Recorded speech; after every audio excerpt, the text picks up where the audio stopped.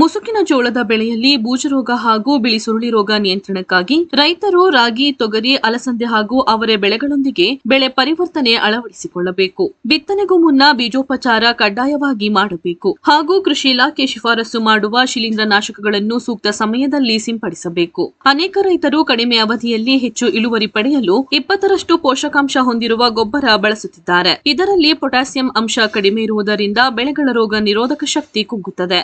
1 ಎಕರೆಗೆ 25 KG potassium, 5 KG zinc sulphate ನೀಡಿದರೆ ಬೆಳೆಗಳ ರೋಗ ನಿರೋಧಕ ಶಕ್ತಿ ಹೆಚ್ಚುತ್ತದೆ. ವರ್ಷಕ್ಕೆ 3 ಅಥವಾ 4 ಬಾರಿ ಮುಸುಕಿನ ಜೋಳವನ್ನು ಒಂದೇ ಹೊಲದಲ್ಲಿ ನಿರಂತರವಾಗಿ ಬೆಳೆಯುವುದರಿಂದ ಮಣ್ಣಿನ ಫಲವತ್ತತೆ ಕಡಿಮೆಯಾಗಿ ವಿವಿಧ ರೋಗಗಳಿಗೆ ಆಹ್ವಾನ ನೀಡುತ್ತಿದೆ. ಹೀಗಾಗಿ ರೈತರು ಮಿಶ್ರ ಬೇಸಾಯದಲ್ಲಿ ತೊಡಗಿಸಿಕೊಳ್ಳಬೇಕೆಂದು ಕೃಷಿ ಇಲಾಖೆಯ ನಿರ್ದೇಶಕ ಪ್ರಸಾದ್ ಸಲಹೆ ನೀಡಿದರು. ಒಂದೇ ಬೆಳೆ ಬೆಳೀತಾ ಇದ್ರೆ ಅದು ಬೇಕಾಗಿರ್ತಕ್ಕಂಥದ್ದು ಒಂದು ಅಂಶ ಇರುತ್ತೆ, ಅದಷ್ಟೇ ತಗೊಳ್ತಾ ಇರುತ್ತೆ, ಬರಡಾಗ್ತಾ ಹೋಗುತ್ತೆ. ಸೊ ಅದು ಒಂದು. ಈ ಸಾರಿ ಇದೆಲ್ಲ ಗೊತ್ತಿದೆ. ಈ ಸಾರಿ ಏನಿದೆ ಪರಿಸ್ಥಿತಿ, ಹವಾಮಾನ ಮುನ್ಸೂಚನೆ ಏನಿದೆ, ಮಳೆ ಕಡಿಮೆ ಇದೆ ಆಯ್ತಾ. ನಿಮ್ಗೆ ಈಗಾಗಲೇ ನಮ್ಗೆ ಅನುಭವ ಆಗ್ಬಿಟ್ಟಿದೆ. ಕಳೆದ 2 ತಿಂಗಳಲ್ಲಿ ಈಗಾಗಲೇ ಸಾಹೇಬ್ರು ಹೇಳೋದು ಕಬಿನಿ ಡ್ಯಾಮ್ ಇಷ್ಟಲ್ಲಾಗಲಿ ಫಿಲ್ ಆಗ್ಬಿಟ್ಟಿತ್ತು ಹೋದ ವರ್ಷ. ಈ ಸಾರಿ ಇನ್ನೂ ಆಗಿಲ್ಲ. ಏನು ಸಮಸ್ಯೆ ಏನು ಅಂತಂದರೆ ಅಲ್ಲಿ ಯಾಕೆ ಆಗ್ತಾ ಇದೆ ಅಂತಂದರೆ, ಈಗ ನಾವು ಲಾರ್ಜರ್ ಸ್ಕೇಲಲ್ಲಿ ಹೇಳೋದಾದ್ರೆ ಪೆಸಿಫಿಕ್ ಓಷನ್ ಅಂತ ಸಾಗರ ಇದೆ, ಅಲ್ಲಿ ವಾತಾವರಣ ಅಂದರೆ ಅಲ್ಲಿ ಇರ್ತಕ್ಕಂಥ ತಾಪಮಾನ ಏನಿದೆ ಅದ್ರ ಮೇಲೆ ನಮಗೆ ಮಳೆ ಬರುವಂಥದ್ದು. ಅಲ್ಲಿ ತಾಪಮಾನ ಜಾಸ್ತಿ ಆದರೆ ಈ ಕಡೆಗೆ ಮಳೆ ಬರಲ್ಲ. USA ಆ ಕಡೆಗೆ ವೆಸ್ಟರ್ನ್ ಸೈಡ್ಗೆ ಮಳೆ ಜಾಸ್ತಿ ಆಗುತ್ತೆ, ನಮಗೆ ಸ್ವಲ್ಪ ಮಳೆ ಕಡಿಮೆ ಆಗುತ್ತೆ. ಈಗ ನಮಗೆ ನಾರ್ಮಲ್ ರೈನ್ಫಾಲು ಅಂತಂದರೆ 96ರಿಂದ 104% ಬಂದರೆ ನಾವು ಸಾಮಾನ್ಯ ಮಳೆ, ವಾಡಿಕೆ ಮಳೆ ಅಂತ ಕರಿತೀವಿ. ಅದೇ ರೀತಿ ಅದಕ್ಕಿಂತ ಕಡಿಮೆ ಆದರೆ ಈಗ ಪ್ರಿಡಿಕ್ಷನ್ ಇರ್ತಕ್ಕಂಥದ್ದು 90ರಿಂದ 92% ಅಂತ ಹೇಳ್ತೀವಿ. ಅಂದರೆ ನಮಗೇನು 900 ಮಿಲಿಮೀಟರ್ ಆಗಬೇಕಾಗಿತ್ತು, ಅದಕ್ಕಿಂತ ಕಡಿಮೆ ಆಗುತ್ತೆ. ಬಟ್ ಈ ಕಡಿಮೆ ಆಗೋದು ಯಾವ ರೀತಿ ಅಂತ ಅಂದರೆ, ಒಂದು ಮಳೆಗೂ ಇನ್ನೊಂದು ಮಳೆಗೂ ಭಾಳ ಗ್ಯಾಪ್ ಇರುತ್ತೆ. ಒಂದು ಮಳೆ ಆದರೆ ಸುಮಾರು 15 ದಿವಸ 20 ದಿವಸ ಗ್ಯಾಪ್ ಆಗಿಬಿಡುತ್ತೆ. ಈಗ ಆಲ್ರೆಡಿ ನಮ್ಮ ಮಳೆ ಆಗಿ ಒಂದು 12 ದಿವಸ 15 ದಿವಸ ಆಗೋಯ್ತು. 15 ದಿವಸದಿಂದ ಮಳೆ ಇಲ್ಲ, ಅಲ್ಲೇ ಬಾಡ್ತಾ ಇದೆ, ಎಲ್ಲ ಕಡೆ ಜೋಳ ಎಲ್ಲ ಬಾಡ್ತಾ ಇದೆ. ಅದು ಒಂದು ಪರಿಸ್ಥಿತಿ. ಅದಕ್ಕೋಸ್ಕರ ಈಗ ಬೆಳೆ ಪರಿವರ್ತನೆ ಮಾಡ್ಕೊಳ್ಳುವಂಥದ್ದು ಯಾವ ರೀತಿ, ಒಂದು ಇದ್ರ ಜೊತೆಗೆ ಏನಾಗುತ್ತೆ, ಈ ಬರಗಾಲ ಎದುರಿಸಲಿಕ್ಕೆ ಅಥವಾ ಮಳೆ ಕಡಿಮೆಯನ್ನು ಎದುರಿಸಲಿಕ್ಕೆ ಏನೇನು ಮಾಡ್ಬೋದು ಅನ್ನೋದಕ್ಕೆ ಕೆಲವು ವಿಷಯಗಳನ್ನು ಹೇಳ್ತೀವಿ. ಒಂದು, ನಾವು ಅಂತರ ಬೆಳೆಯಾಗಿ ಪಲ್ಸಸ್ಸು ಅಂದರೆ ಕಾಳುಗಳು ಬೆಳೆ ಏನಿದೆ ನಾವು ಅದು ಹಾಕಿದ್ರೆ ಸ್ವಲ್ಪ ಅಲ್ಲಿ ತಡ್ಕೊಳ್ಳುವಂಥ, ಒಂದು ಬೆಳೆ ನಷ್ಟ ಆದರೆ ಇನ್ನೊಂದು ಬೆಳೆಯಲ್ಲಿ ಆದಾಯ ಪಡಿತೀವಿ. ಅಂದರೆ ಈಗ 8 ಸಾಲಕ್ಕೆ 1 ಸಾಲ ಮೊದಲೆಲ್ಲ ಹಾಕ್ತಿದ್ವಿ, ಅವರೇ ಹಾಕ್ತಿದ್ವಿ, ಅಲಸಂದೆ ಹಾಕ್ತಿದ್ವಿ, ಕೊಬ್ಬರಿ ಹಾಕ್ತಿದ್ವಿ, ಇವೆಲ್ಲ ಹಾಕ್ತಿದ್ವಿ. ಅಕಸ್ಮಾತ್ ಒಂದು ಬೆಳೆ ನಷ್ಟ ಆದರೆ ಇನ್ನೊಂದು ಬೆಳೆನಲ್ಲೂ ಆದಾಯ ಪಡಿತಿದ್ವಿ. ಬಟ್ ಅದು ನಮ್ದು ಈಗ ತಪ್ಪೋಗ್ಬಿಟ್ಟಿದೆ. ಪೂರ್ತಿ ಜೋಳ ಹಾಕಿದ್ರು ಜೋಳ ಹಾಕ್ತೀವಿ, ಇಲ್ಲಾಂದ್ರೆ ಅಲಸಂದೆ ಹಾಕಿದ್ರೆ ಅಲಸಂದೆ ಹಾಕ್ತೀವಿ. ಅಂತರ್ ಬೆಳೆ ಅಥವಾ ಮಿಶ್ರ ಬೆಳೆ ಪದ್ಧತಿನ ನಾವು ಫಾಲೋ ಮಾಡ್ತಾ ಇಲ್ಲ. ಅದು ಒಂದು, ಅದನ್ನೊಂದು ಮಾಡಿದ್ರೆ ನಮ್ಗೆ ಅನುಕೂಲ ಆಗುತ್ತೆ. ಇನ್ನೊಂದು, ಬರ್ತಕ್ಕಂಥ ಮಳೆ ಏನಿದೆ ಅದು ನೀರನ್ನ ಇಂಗಿಸುವಂಥ ಕೆಲಸ ಮಾಡಬೇಕಾಗುತ್ತೆ. ನೀರು ಇಂಗಿಸೋದು ಅಂತ ಅಂದರೆ ಏನು, ಕೃಷಿ ಹೊಂಡ ಮಾಡ್ಕೊಳ್ಳುವಂಥದ್ದು, ಅಲ್ಲಿ ಒಂದಷ್ಟು ಟ್ರೆಂಚಸ್ ಬಂಡ್ ಮಾಡ್ಕೊಳ್ಳುವಂಥದ್ದು, ಅದನ್ನೆಲ್ಲ ಮಾಡಿದ್ರೆ ಬಿದ್ದಂಥ ಮಳೆ ಆ ಮಣ್ಣಲ್ಲಿ ಇಂಗಿದ್ರೆ ಸ್ವಲ್ಪ ಮಳೆ ಇಲ್ಲದಂಥ ಪರಿಸ್ಥಿತಿನಲ್ಲೂ ತಡ್ಕೊಳ್ಳುವಂಥ ಶಕ್ತಿ ಕೊಡುತ್ತೆ. ಅದ್ರ ಜೊತೆಗೆ ಇನ್ನೊಂದು ನಿಮ್ಗೆ ಗೊತ್ತಿದೆ, ನಮ್ಮ ಈ ಭಾಗದಲ್ಲಿ ಜೋಳಕ್ಕೆ ನನಗೆ ಗೊತ್ತಿದ್ದಂಗೆ ಬರೀ 20-20-0-13 ಬಿಟ್ಟರೆ ಬೇರೆ ಆಗ್ಬಿಟ್ರೆ ಯೂರಿಯಾ ಆಗ್ತಾ ಇದ್ದೀವಿ. 20-20-0-13ರಲ್ಲಿ ಪೊಟ್ಯಾಷ್ ಅಂಶ ಇರಲ್ಲ. ಪೊಟ್ಯಾಷ್ ಹಾಕ್ತೀವಿ, ಒಂದು ರೋಗ ನಿರೋಧಕ ಶಕ್ತಿ ಕೊಡುತ್ತೆ, ಇನ್ನೊಂದು ಬರ ತಡ್ಕೊಳ್ಳುವಂಥ ಶಕ್ತಿ ಕೊಡುತ್ತೆ. ಸೊ ಇವೆರಡೂ ಕೊಡಬೇಕು ಅಂದರೆ ನಾವು ಒಂದು 25 kgನಾರು 1 ಎಕರೆಗೆ ಹಾಕ್ಲೇಬೇಕು. ಸೊ ಇದಿಷ್ಟು ಮಾಡಿದ್ರೆ ನಮಗೆ ಅಟ್ಲೀಸ್ಟು ಈಗೇನು ಮಳೆ ಕಡಿಮೆ ಆಗ್ತಾ ಇದೆ ಅದಕ್ಕೆ ಒಂದು ತಡ್ಕೊಳ್ಳುವಂಥ ಶಕ್ತಿ ಅಥವಾ ಇರ್ತಕ್ಕಂಥ ಮಳೆಯಲ್ಲಿ ಒಂದಷ್ಟು ಆದಾಯ ಗಳಿಸೋಕ್ಕೆ ಸಾಧ್ಯ ಆಗುತ್ತೆ. ಅದ್ರ ಜೊತೆಗೆ ನಾವು ಚಿಪ್ ಕುಂಟೆ ಹೊಡಿಬೇಕಾಗತ್ತೆ. ಈಗ ಮುಸ್ಕಿನ ಜೋಳದಲ್ಲಿ ಸ್ವಲ್ಪ ಚಿಪ್ ಕುಂಟೆ ಹೊಡೆದ್ರೆ ಅಲ್ಲಿರ್ತಕ್ಕಂಥ ಮಳೆ ಏನು ಮಾಯಿಶ್ಚರ್ ಕಂಟೆಂಟ್ ಏನಿರುತ್ತೆ ಅದು ಆವಿ ಆಗೋದು ಸ್ವಲ್ಪ ಕಡಿಮೆ ಆಗುತ್ತೆ. ಅದು ಒಂದು ಮಾಡ್ಬೋದು. ಆಮೇಲೆ ಮಲ್ಚಿಂಗ್ ಅಂತ ಏನು ಹೇಳ್ತೀವಿ, ಅದೊಂದು ಸ್ವಲ್ಪ ಕಷ್ಟನೇ.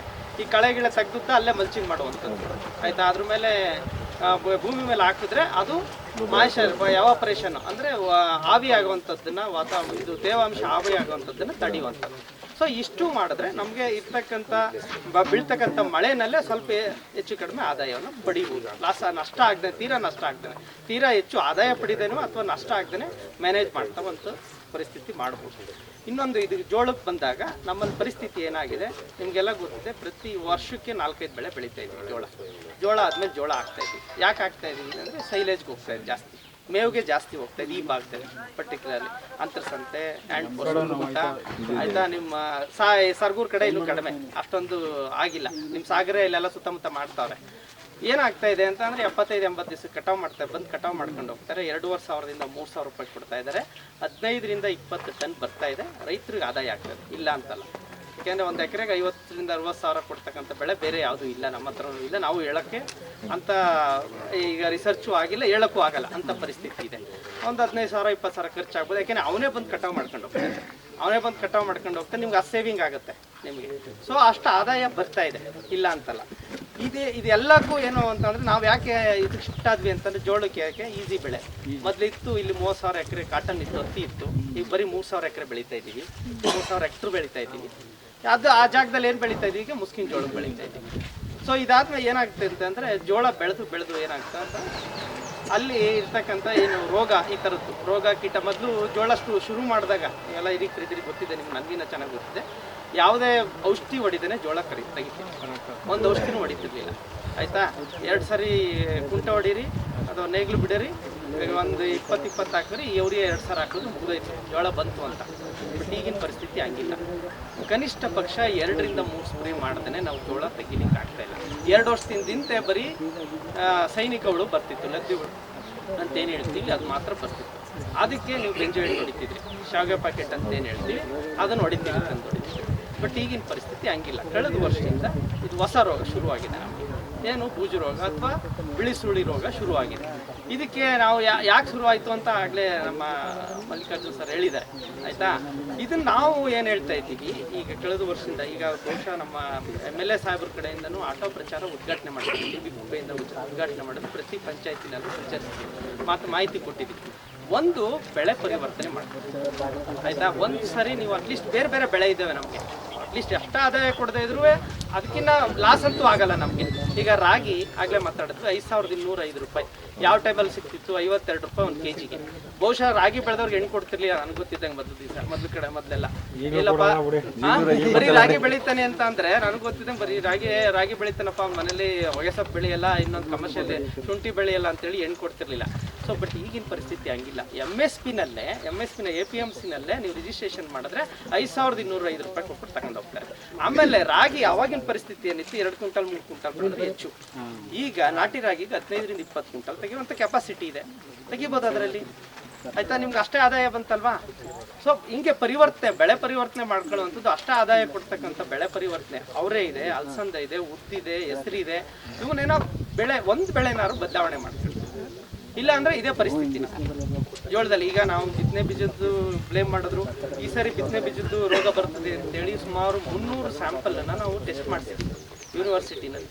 2 ರೀತಿ ಟೆಸ್ಟ್ ಮಾಡಿಸಿದ್ದಾರೆ. ಒಂದು ಬೀಜ ಬಿತ್ತನೆ ಮಾಡಿ ಪಾಟಲ್ಲಿ ಬಿತ್ತನೆ ಮಾಡಿ ಟೆಸ್ಟ್ ಮಾಡಿದ್ದಾರೆ, ಬರುತ್ತೋ ಇಲ್ವೋ ಅಂತ. ಇನ್ನೊಂದು PCR ಟೆಕ್ನಿಕ್ ಅಂತೇಳಿ, ಅದು ಇದ್ರದ್ದು ಅದನ್ನು ಸಹ ಮಾಡಿ ಅದರಲ್ಲಿ ಬಿತ್ತನೆ ಬೀಜದಲ್ಲಿ ರೋಗಾಣು ಇದೆಯಾ ಇಲ್ವೋ ಅಂತೇಳಿ ಪರೀಕ್ಷೆ ಮಾಡಿಸಿ ಆ ಸರ್ಟಿಫೈ ಮಾಡಿದ್ಮೇಲೆ ನಾವು ವಿತರಣೆ ಮಾಡಿರುವಂಥದ್ದು. ಆ ಸರ್ಟಿಫೈ ಮಾಡಾದ್ಮೇಲೆ ಅದರಲ್ಲಿ ಸಾಕಷ್ಟು ಎಫರ್ಟ್ ಆಗ್ತಿದ್ದೀವಿ, ಆಯಿತಾ. ಈ ಸರಿ ಸರ್ಟಿಫೈ ಮಾಡಾದ್ಮೇಲೆ ಕಂಪ್ನಿಯವ್ರಿಗೆ ಕಡ್ಡಾಯವಾಗಿ ಇನ್ಸಿಸ್ಟ್ ಮಾಡಿದ್ವಿ ಬೀಜೋಪಚಾರ ಮಾಡಬೇಕು ಅಂತ. ಈ ಸರಿ ಯಾವುದೇ ಪಾಕೆಟ್ನಲ್ಲಿ ತೆಗೆದು ನೋಡಿ ಮೆಟಲಾಕ್ಸಿಲ್ ಟ್ರೀಟ್ಮೆಂಟ್ ಆಗಿದೆ. ಏನು ಯೂನಿವರ್ಸಿಟಿ ಅವ್ರು ರೆಕಮೆಂಡ್ ಮಾಡಿದ್ರು, ಮೆಟಲಾಕ್ಸಿಲ್ ಪ್ಲಸ್ ಮ್ಯಾಕ್ಸಿಲ್ ಅಥವಾ ಮೆಟಲಾಕ್ಸಿಲ್ ಯಾವ್ದಾದ್ರು ಒಂದು ಕಡ್ಡಾಯವಾಗಿ ಟ್ರೀಟ್ಮೆಂಟ್ ಮಾಡಬೇಕು ಅಂತೇಳಿ ಮಾಡಿಸೋದು. ಈ ಸರಿ ನಿಮಗೆ ಜೋಳ ಸಿಗೋದಕ್ಕೆ ಹೆಚ್ಚು ಕಡಿಮೆ 1 ತಿಂಗಳು ಲೇಟ್ ಆಗಿದೆ. ಸುಮಾರು ಜನ ನಮಗೆ ಫೋನ್ ಮಾಡಿದ್ದಾರೆ, ಯಾಕೆ ಜೋಳ ಕೊಡಿಸ್ತಾ ಇಲ್ಲ ನೀವು, RSK ಯಾಕೆ ಕೊಡಿಸಲ್ಲ, ಅಂಗಡಿನಲ್ಲೂ ಸಿಗದೇ ಇದ್ದಂಗೆ ಮಾಡಿದ್ದೀವಿ ನಾವು. ಅಂದರೆ ಕಡ್ಡಾಯವಾಗಿ ಬೀಜೋಪಚಾರ ಮಾಡಿ ರೈತರು ವಿತರಣೆ ಮಾಡಬೇಕು ಅಂತೇಳಿ ನಾವು ಮಾಡಿಸಿದ್ದೀವಿ, ಅಷ್ಟು ಕೇರ್ ತಗೊಂಡಿದ್ದೀವಿ. ಆದರೂ ಕೂಡ ಬರ್ತಾ ಇದೆ. ಯಾಕೆ ಬರ್ತಾ ಇದೆ ಅಂತಂದ್ರೆ ನಿಮ್ಗೆ ಗೊತ್ತಿದೆ, ಇದು ಎಲ್ಲೆಲ್ಲೂ ಇದೆ, ಮಣ್ಣಲ್ಲೂ ಇದೆ, ಇದು ಭಕ್ತ ಪ್ರಹ್ಲಾದ ಹೇಳ್ತಾರಲ್ಲ ಹಂಗಾಗ್ಬಿಟ್ಟಿದೆ. ಮಣ್ಣಲ್ಲೂ ಇದೆ, ಗಾಳಿನಲ್ಲೂ ಇದೆ. ಅದನ್ನ ಅವಾಯ್ಡ್ ಮಾಡೋದು ಹೆಂಗೆ ನಾವು? ಈಗ ಹೆಂಗಾಗಿದೆ ಪರಿಸ್ಥಿತಿ ಅಂದರೆ ಒಂದು ವೆರೈಟಿ ಬರ್ತಾ ಇದೆ, ಇನ್ನೊಂದು ವೆರೈಟಿ ಬರ್ತಾ ಇಲ್ಲ ಅಂತ ಹೇಳಿದ್ರೆ ಇಷ್ಟು ಜನಕ್ಕೆ ನಮ್ಗೆ ಏನಾದ್ರು ತಂದು ರೋಗ ಬರುವಂಥದ್ದು ಔಷಧಿ ಹೊಡಿಲ್ಲ ನಮ್ಗೆ. ಇಷ್ಟು ಜನಕ್ಕೆ ನಾವು ಇಲ್ಲಿ ಕೂತಿದ್ದೀವಲ್ಲ, ಒಂದು 10 ಜನ ಕೂತಿದ್ದೀವಿ ನಾವು, ಏನೋ ನೆಗಡಿ ಬರುವಂಥದ್ದು ಏನಾರು ಒಂದು ಸ್ಪ್ರೇ ಮಾಡಿ ಅದರಲ್ಲಿ ನಮಗೆ ಯಾರು ತಾಕತ್ತಾಗಿದೆ ಅವ್ರಿಗೆ ಬರಲ್ಲ ಅಲ್ವಾ. ಯಾರು ಒಂದು ಸ್ವಲ್ಪ ವೀಕ್ ಆಗಿದ್ದಾರೆ ಅವ್ರು ಕಡ್ಡಾಯವಾಗಿ ಬಂದೇ ಬರುತ್ತೆ. ಇದು ಅಷ್ಟೇ, ಜೋಳಕ್ಕೂ ಅಷ್ಟೇ, ಆಯಿತಾ. ಅಲ್ಲಿ ತಾವು ಹೇಳಿದ್ರಿ ಟೆಂಡರ್ ಕರೀತಾರೆ, ಕರೆಕ್ಟು. ನಾವು ಟೆಂಡರ್ ಕರೆದು ನಿಮಗೆ ಕೊಡ್ತಕ್ಕಂಥದ್ದು ನಾವು 2 ವರ್ಷದಿಂದ ಏನು ಫಾಲೋ ಮಾಡ್ತಿದ್ವಿ ಅಥವಾ 4 ವರ್ಷದಿಂದ ಏನು ಫಾಲೋ ಮಾಡ್ತಾ ಇದ್ವಿ, ಇಳುವರಿ ಜಾಸ್ತಿ ಕೊಡುವಂಥದ್ದು. ಇಳುವರಿ ಮುಗಿಸ್ಬಿಡ್ತೀವಿ ನಾವೆಲ್ಲ ಕೇಳಿದ್ವಿ. ಇಳುವರಿ ನೋಡ್ತಾ ಇದ್ವಿ ನಾವು. ಯಾಕೆಂದರೆ ನಿಮಗೆ ನಾವು ಇಳುವರಿ ಬರಲಿಲ್ಲ ಅಂತಂದ್ರೆ ನಿಮ್ಗೆ ನಾವು ಬಿಡಲ್ಲ. ನಮ್ಮ ಮತ್ತೆ ರೋಗ ಒತ್ಪಾಟು ಆಯ್ತಾ. ರೋಗಕ್ಕೆ ನಾವು ಅವರೆಲ್ಲೂ ರೋಗಕ್ಕೆ ನಾವು ರೆಸಿಸ್ಟೆನ್ಸ್ ಕೊಡ್ತಾ ಇದ್ದೀವಿ.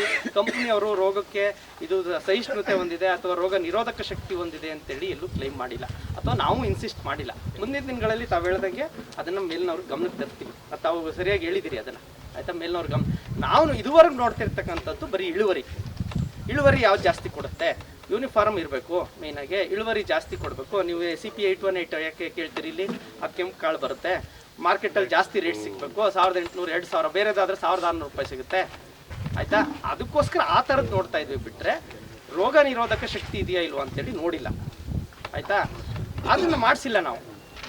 ಇನ್ಮೇಲೆ ಅದನ್ನ ಕನ್ಸಿಡರ್ ಮಾಡಬೇಕು. ಯಾಕೆ ಈ ಭಾಗದಲ್ಲಿ ಜಾಸ್ತಿ ಬರ್ತಾ ಇದೆ, ಹಾಸನ ಭಾಗದಲ್ಲಿ, ನಮ್ಮ ಮೈಸೂರು ಭಾಗದಲ್ಲಿ ಜಾಸ್ತಿ ಬರ್ತಾ ಇದೆ. ಸ್ಪೆಸಿಫಿಕ್ ಆಗಿ ಈ ಭಾಗದಲ್ಲಿ ಏನಿದೆ ಅದನ್ನ ಖಂಡಿತ ಈಗಾಗಲೇ ಚರ್ಚೆ ನಡೀತಾ ಇದೆ. DC ಅವರ ಮೀಟಿಂಗ್ ಮಾಡಿದ್ದೀವಿ, ನಮ್ಮ ಯೂನಿವರ್ಸಿಟಿಯವ್ರ ಜೊತೆ ಮೀಟಿಂಗ್ ಮಾಡಿದ್ದೀವಿ. ಇದೆಲ್ಲ ಚರ್ಚೆ ನಡೀತಾ ಇದೆ. ಯಾಕೆಂದ್ರೆ ಸರ್ಕಾರದ ಮಟ್ಟದಲ್ಲಿ ಡಿಸಿಷನ್ ಆಗಬೇಕು. ಆಮೇಲೆ ರೈತರು ಮನ್ಸು ಮಾಡ್ಬೇಕು ಮೇಯ್ನಾಗಿ. ಈಗ ಆಯ್ತಪ್ಪ ನಾಳೆ ಜೋಳ ಬೆಳಿಬೇಡಿ ಅಂತೇಳಿ ನಾವು ಬ್ಲಾಂಕೆಟ್ ಆಗಿ ರೆಕಮೆಂಡ್ ಮಾಡಿದ್ರೆ ನಿಲ್ಲಿಸ್ತೀರಾ? ಸಾಧ್ಯ ಇಲ್ಲ ಆಯ್ತಾ.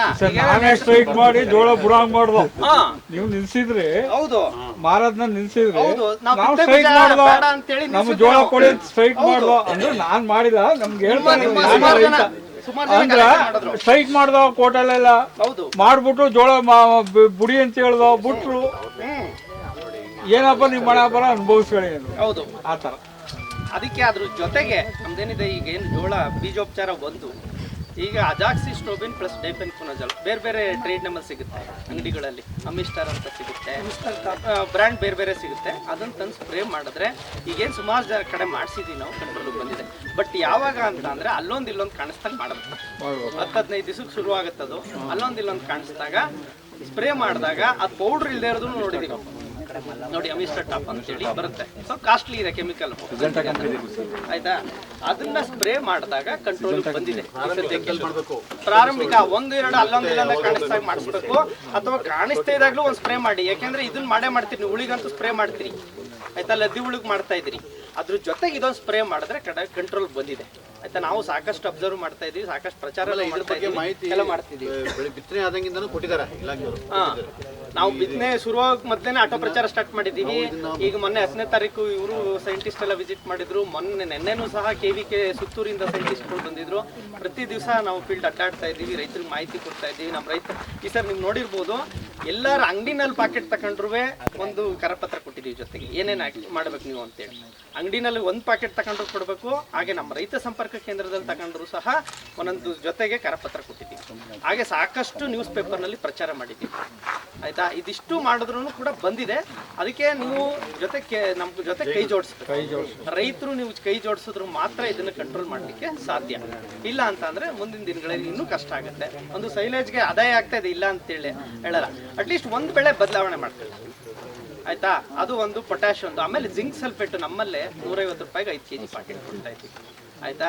ಅದನ್ನ ಹಾಕಿದ್ರೆ ನಿಮ್ಗೆ ರೋಗ ನಿರೋಧಕ ಶಕ್ತಿ ಬರುತ್ತೆ. ಆಮೇಲೆ ಮಣ್ಣಿಗೂ ಒಳ್ಳೇದು ಆಯ್ತಾ. ಇದನ್ನೆಲ್ಲ ಮಾಡಿದ್ರೆ ಅಷ್ಟೇ. ಈಗ ಬರೀ ಒಂದೇ ಅಂತಲ್ಲ, ಆಮೇಲೆ ಬದು ನಿರ್ವಹಣೆ ಮಾಡಬೇಕು, ಕಳೆ ಇಲ್ಲದಂಗೆ ನೋಡ್ಕೊಬೇಕು. ಕಳೆ ಮೇಲೂ ಇರುತ್ತೆ ಇದು. ಈಗ ಬೆಳೆ ಇಲ್ಲ ಅಂತ ಅಂದ್ರೆ ಕಳೆ ಮೇಲೆ ಹೋಗಿ ಕೂತ್ಕೊಳ್ಳುತ್ತೆ. ಸೊ ನಂತರ ಮತ್ತೆ ಬೆಳೆ ಹಾಕಿದಾಗ ಬೆಳೆಗೆ ಬರುತ್ತೆ. ಇದು ಇರ್ತಕ್ಕಂಥ ಪರಿಸ್ಥಿತಿ. ಇದನ್ನೆಲ್ಲ ಮಾಡಿದಾಗ ಅಷ್ಟೇ ನಾವು ಕಂಟ್ರೋಲ್ ಮಾಡ್ಲಿಕ್ಕೆ ಸಾಧ್ಯ.